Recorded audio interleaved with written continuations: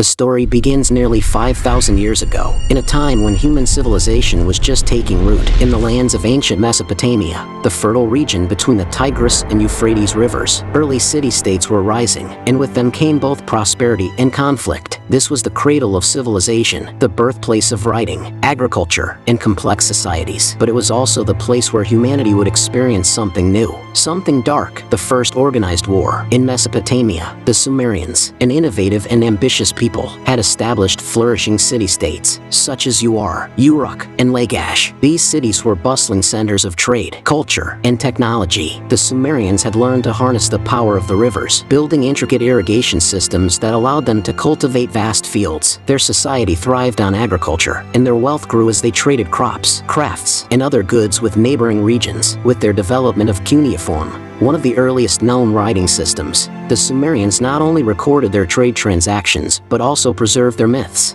laws, and daily lives for future generations. As Sumerian civilization advanced, so did their ambition, and so did their rivalries with neighboring groups. To the east of the Sumerian heartland lay Elam, an emerging power located in what is now western Iran. The Elamites, like the Sumerians, were a prosperous people with their own unique culture, social structure, and aspirations. Though they shared the region's wealth, they looked at the prosperity of the Sumerian city-states with a mix of admiration and envy. As Sumer's influence expanded, the Elamites began to view them not just as neighbors but as rivals. The conflict between Sumer and Elam did not erupt suddenly. Instead, it was a slow and inevitable buildup, driven by competition over territory, resources, and influence. The Sumerians relied heavily on the rivers and fertile land to sustain their economy and society. Access to water was essential for their crops and livestock, and control over the rivers meant control over life itself in this arid region. For the Elamites, this same land represented an opportunity, a chance to gain power and expand their reach by tapping into the resources that made Sumer so successful. The tensions between the two societies continued to simmer. Minor skirmishes over land and resources became increasingly common as both sides sought to secure their interests. These early clashes were not mere disagreements. They were tests of power and resolve. The Sumerians and Elamites were each building up their forces, preparing for a confrontation that would ultimately decide who would control the fertile lands of Mesopotamia. Around 2700 BCE, the tension reached a breaking point.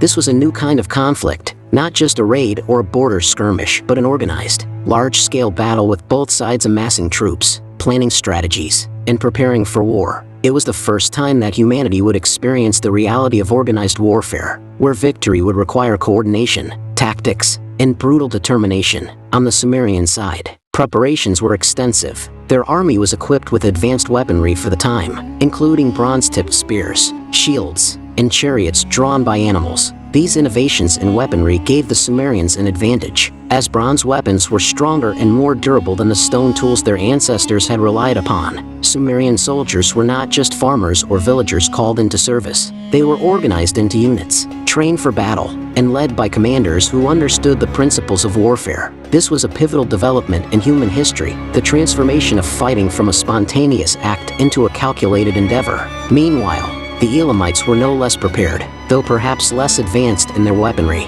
they compensated with fierce determination and knowledge of the land. The Elamites understood that they were facing a formidable opponent, but they believed that their resolve, their unity, and their willingness to fight for survival would see them through. For both the Sumerians and the Elamites, this was more than a battle over land. It was a fight for identity, for pride, and for the future. When the two armies met on the battlefield, the scale of the violence was unlike anything seen before. Hundreds, perhaps thousands, of warriors clashed in a contest of strength, endurance, and tactics. The noise of clashing weapons, the shouts of warriors, and the dust rising from the ground created a scene of chaos and carnage. The Sumerian chariots, a relatively new invention, gave them a strategic advantage, allowing them to strike swiftly and retreat before the Elamites could respond. But the Elamites held their ground, refusing to surrender, knowing that their survival depended on resisting the Sumerian assault. The battle was fierce, and the cost was high. Many lives were lost on both sides, and the ground was littered with the fallen. For the Sumerians, victory did not come easily, but eventually, they managed to push back the Elamite forces. The Elamites, though valiant in their efforts, were forced to retreat. Sumer had won the first recorded war in history, but the victory came at a heavy price. The Sumerian cities bore the scars of battle, with resources drained, lives lost, and the grim reality of war seared into the memory of their people. In the aftermath of the conflict, the Sumerians began to rebuild. Though they had emerged victorious, they understood that the peace won on the battlefield was fragile. The war had taught them the brutal cost of ambition and rivalry, and they knew that other conflicts would likely follow. For the Elamites, defeat was not the end. They withdrew, but they did not disappear. They continued to exist as a people and as a culture, shaped by the lessons of their struggle with the Sumerians. In time, they would rebuild as well, and their resilience would ensure that they remained a significant force in the region. The legacy of this first war was profound. It marked a turning point in human history, a moment when societies realized that conflict could be organized, large-scale,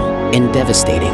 It set a precedent for future generations, demonstrating that war could be a tool for achieving power, dominance, and security, but at a terrible cost. The motivations that had driven the Sumerians and Elamites, competition over resources, the desire for control, and the need for survival, would echo throughout history, driving countless other conflicts across the ages. As we reflect on this ancient conflict, we are reminded of the complexities of human nature and the often destructive impulses that lie within us. Thousands of years later, the world has changed in countless ways, but the underlying causes of conflict remain strikingly similar. We still compete for resources, for power, and for influence. We still struggle to balance our desires with the realities of a shared world, and we still face the question, can we learn from our past, or are we destined to repeat it? The war between the Sumerians and the Elamites was more than a battle for land and resources. It was a defining moment in the human story, a first glimpse into the consequences of organized conflict. In this struggle, we see the seeds of both human greatness and human tragedy. The Sumerians,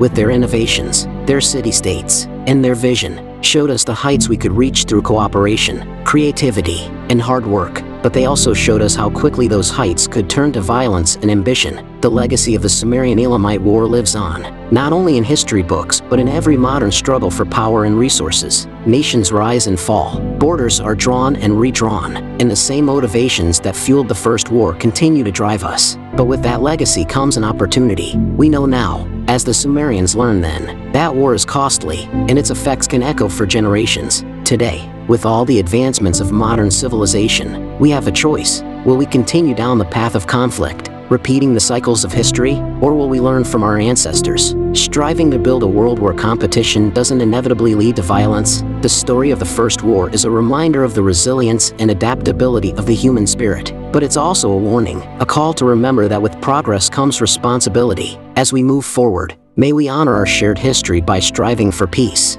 finding new ways to resolve our differences, and creating a legacy that future generations can look back on with pride. Thank you for joining us on this journey into the past, where we uncover the origins of war, its costs, and the lessons it left behind. We invite you to reflect on these questions and consider how history can guide us in making better choices for the future. If you found this story compelling, subscribe to our channel and join us as we continue to explore the rich tapestry of human history, one story at a time.